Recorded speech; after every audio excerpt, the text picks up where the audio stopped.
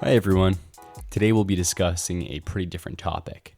We'll be going into the importance of mining to our world's renewable energies transition. A few years ago, I knew someone in graduate school whose focus was applying machine learning algorithms to mining techniques. While the money for successful machine learning algorithms is substantial, I really didn't understand until I read this article how important improved mining techniques are going to be to that energy transition.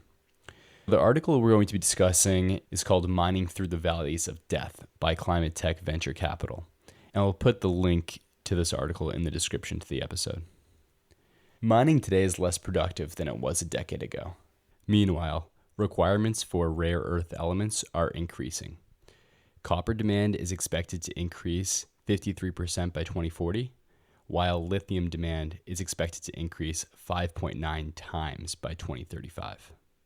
According to the article, quote, electric cars are going to need about 6 times the amount of mineral inputs of conventional cars, and offshore wind plants require 13 times more mineral resources than a similarly sized gas-fired plant, unquote. This minerals transition also has a number of tie-ins to geopolitics. Over 50% of the critical materials that the U.S. uses are being imported right now. As seen with the COVID pandemic, supply chain interruptions due to other countries supplying our critical materials can be really challenging to meet consistency and sustainability in supply chains. So a focus on U.S. produced metals and full supply chains are going to be important. This is something that's brought up in the Inflation Reduction Act and addressed pretty specifically with some of the policy goals.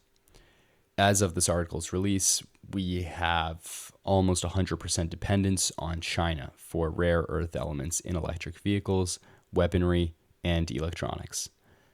Another thing that's mentioned in the Inflation Reduction Act is to lower, and in some cases cut out altogether, tax breaks for Russian and Chinese mining products.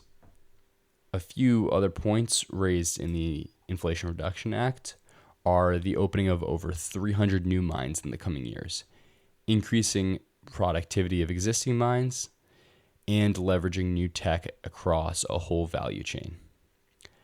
So that includes sections of the value chain such as prospecting and exploration of mines, developing them, the mining process itself, and finally, more efficient closure and reclamation of those mines. Another thing this article discusses, as important to consider for the metals transition, is a concept called the Valley of Death. The Valley of Death is a problem seen in a lot of startups, especially in the tech field. It can be described in the following way. The first year of a project is usually light digging and exploration of an area for mining. It can be writing proposals to blow stuff up and explore further. The first year uses technology going over the land, such as ground penetrating radar, to see what's below the surface. A lot of this is pretty low expense and low on the number of people needed for labor. So it can be done pretty quickly and pretty inexpensively. When companies start making their first discovery, they start getting funding in later venture rounds. The potential of the project reaches a peak, and everyone is really excited for it, and everything seems to be firing on all cylinders. As the companies progress through their projects and they realize how much more work may be needed to fully extract the value from their mines, the funding and the hype around the projects tend to decrease and hit a sort of valley. This valley is a little tough to get out of. A lot of companies don't, especially tech startups, and the same thing holds true for miners.